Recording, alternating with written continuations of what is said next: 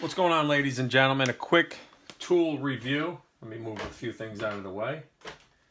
Right here, I got a new purchase of a Klein tool. If you can see here, it's a 7-in-1 nut driver, okay? I needed this. I had a job the other night and I couldn't find a particular size. I was looking for a 3/8 nut driver for the end of my drill, just to hold a nut so I could tighten it with the drill. I didn't have it. It was just a pain in the neck, so I said, you know what?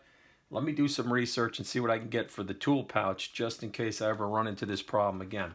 This particular one is a 7-in-1 nut driver. Comes with a 1/4 inch, 5/16, 11/32, 3/8, 7/16, a 1/2 inch, and 9/16. And it is magnetized. So if you put a nut or a bolt in one of these fittings, it'll be magnetized, it'll stick, okay? So let's go through it. I opened it up. I'm going to show you right now what this thing looks like and how the pieces go together. Pretty basic, pretty simple. All right, here we go. We have it right here, all right? Obviously, this thing comes out. If you pull it apart, all right? This is the, I guess, the shaft with all the sizes. This is your handle. It's an oversized handle. It's got a nice grip to it, heavy duty. If you know Klein tools, they're built they're built with quality. A lot of good electrical tools. I do have a video on a Klein circuit breaker finder, so if you're interested, take a look at my video on how to find a circuit breaker. Very helpful for other people looking for circuit breakers. But let's get back to this here. We got a handle, nice rubber grip. It's got this oversized nut here. If you see the edge here, and you say, well, what's that for? Is that an actual... No, this isn't something you would stick on a nut, but I'll explain what this is made for in about 2 seconds when I'm finished, all right? So here we go. We have the shaft, and this is what would insert, and you push down in, all right? And it'll lock in. It doesn't go anywhere. It's not going to go anywhere. It won't fall apart. When you pull it apart, if you look here, you can see where it's supposed to fit, and you have the pieces where the ridges and stuff like that. It fits like a puzzle, right? So you're going to put it in. But getting back to here, these are where all the fittings are. If you look here, you got different colors: green, red, brown, orange, and blue. If you look real close, I don't know if you can see it, but it says 3/8 right here, all right? What you can do is get a marker. Actually, I don't feel any indent there, so a marker wouldn't work if you take a sharp, because I don't feel it engraved, but that's a 3/8. And the way this works is you lift this out, and you have two of them here. You have a 3/8, and then you flip it over, and you have a 5/16. So if you want a 5/16, obviously you would put it in like this. Let the 5/16 stick out. Take your handle, find the spot, push it in, and there you go. You got a 5/16. Or you can pull it out if you want the 3/8, and you're going to just flip it around and lock it into place. Same thing with the other side. We'll pull it apart. If you're looking for a 7/16, this whole thing comes out.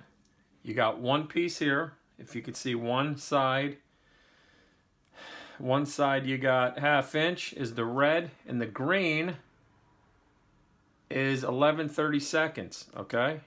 Right there. So you would put that aside. This little piece here would come out. There's another piece here. And then you actually have another size there.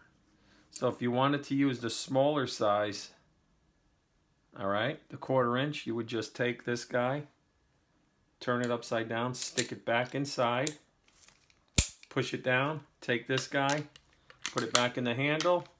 You know what I'm saying, and there you go. You got this size. So to put it all back together, you would take this apart, flip it upside down, put it back in, take this guy, and clip them back in. Because this is one little piece, this little tiny piece out of all of them, I recommend, if you're going to be finished with the tool, keep that there, pull the whole thing out, put the one with the smaller piece, stick it inside the base so it doesn't fall out when you're on a job, because this one here is pretty hard to come out and it's one solid piece. But that's it. This is the 7-in-1 nut driver from Klein. It's pretty cool. So if you're interested in getting yourself some nut drivers, and you want to have them at the house, definitely recommend this Klein tool.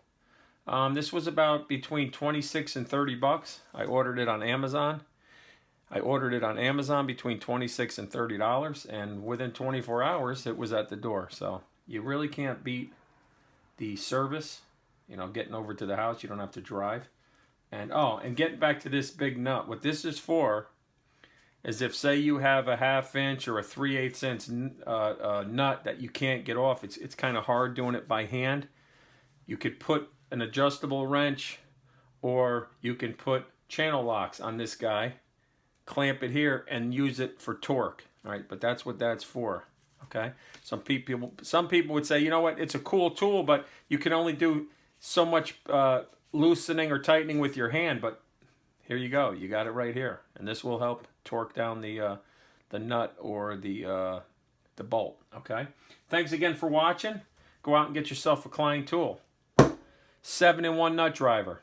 I appreciate your all the new subscribers, and if you haven't subscribed and this video helped you out picking out one of these guys, hit the subscribe button and share this video. Again, I appreciate you taking the time to watch. Again, Klein tool, 7-in-1 nut driver. All right, what do we got to do now? Yo, Sonny. Sonny? Sonny? Sonny? Yes, Sonny.